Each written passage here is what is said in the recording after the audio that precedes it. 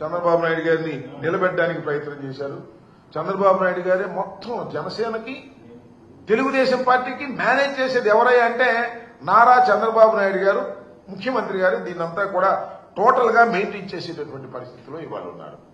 దీనిలో ఒక మాట అన్నారు పవన్ కళ్యాణ్ గారు, 100% స్ట్రైక్ రేట్.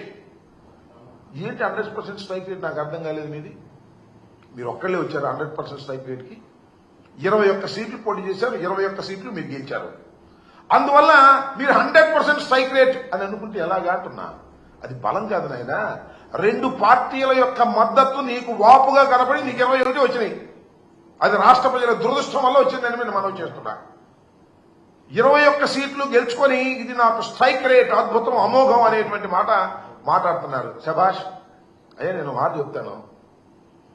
ఏమండి పవన్ కళ్యాణ్ గారు, కొన్నిదల పవన్ కళ్యాణ్ గారు, మీ డయాస్ మీద 21 మంది శాసనసభ్యులు ఉన్నారు, 2 పార్లమెంట్ సభ్యులు ఉన్నారు.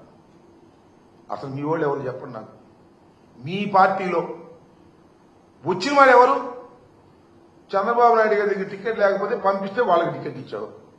మేము రిజెక్ట్ చేసిన బ్యాచ్ కొంతమంది టికెట్ ఇచ్చావు. నీ సొంత మనుషులు, నీ పార్టీ మనుషులు ఎవరున్నారు? ఎవరు లేరు. గాలి కొట్టుకొచ్చిన వాళ్ళని కొంతమందిని పెట్టుకున్నావు. నీ అదృష్టం బాగుంది, గాలి కొట్టింది, గెలిచావు. ఇది జరిగినటువంటి అంశం. 100% స్ట్రైక్ రేట్ అనేటువంటి మాట మాట్లాడుతున్నావు.